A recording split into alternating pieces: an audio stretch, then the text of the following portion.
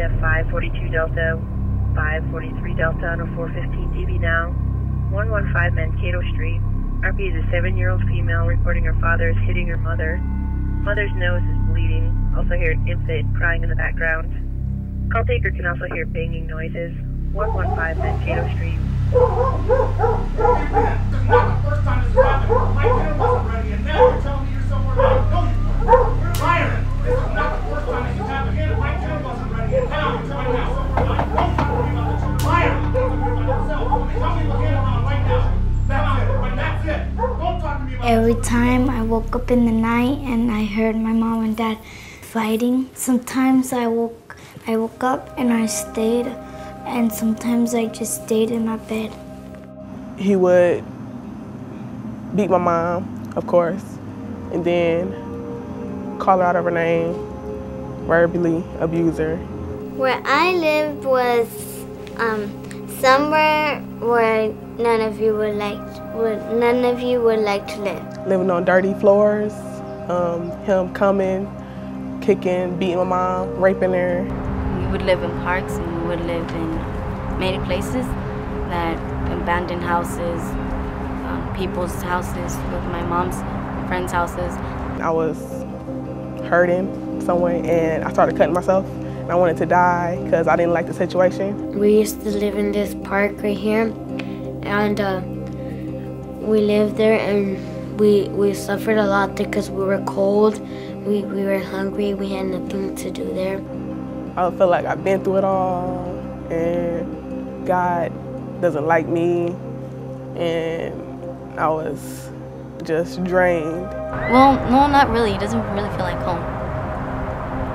Right here I felt like better than home, so it's not really like home. Like, home was a disaster, like Hurricane Katrina, like that, and now it's not.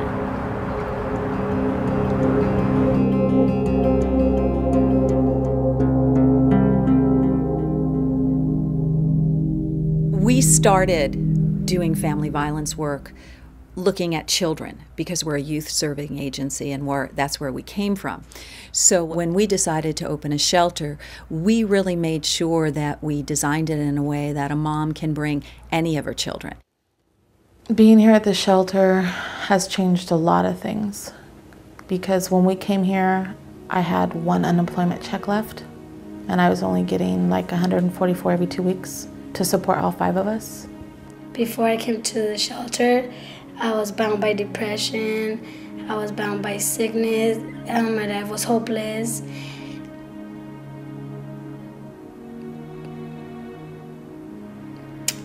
I was destroyed.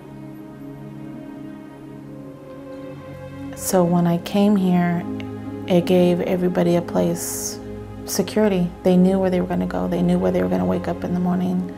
My kids no longer have to run to the phone to call the police because there's being violence in my house.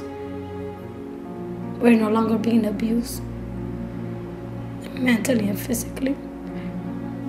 They could sit down and actually have dinner without having to be on the go or wondering what was going to be for dinner. My kids now have stability. They have good grades. They go to school. They're good kids. The children's services, to me, are some of the most important for our community to do, because if we really are going to break the cycle of violence, we have to work with the children. The trauma they've been through is more than anyone can imagine. The most exciting thing we've been able to do recently is we've opened Mi Escuelita Preschool, and that preschool is specifically for kids who've been exposed to violence. Mi Escuelita was really a very long-term dream that our executive director and the superintendent of schools had about what we could do to meet the needs of this very special group of children. These are children who often are not ready for school when they enter school, and they're not successful. There's sometimes children who are asked to leave other kinds of settings because they may have behaviors that cannot be worked with as well as they can in this kind of a setting. Matthew has changed a lot since moving into the shelter, and when he started attending the Escuelita in June, he calmed down a lot and started becoming more verbal, and I really think that because they cared a lot about his situation at home and us moving around from hotel to the shelter, that he just like blossomed. For children, play is really how they learn, especially at this very young age. And so we teach them how to do that in addition to their academics. Let's do the ABCs. I want to hear Matthew and Ian. Ready? 1, 2, 3. A, B, C, D, E, F, G, H, I. What really blew me away was when he started including his preschool teachers in his prayers at night. He would say, God bless them, God bless Miss Claudia and Miss Alicia. And that just really gave me a good feeling that he is comfortable at his school.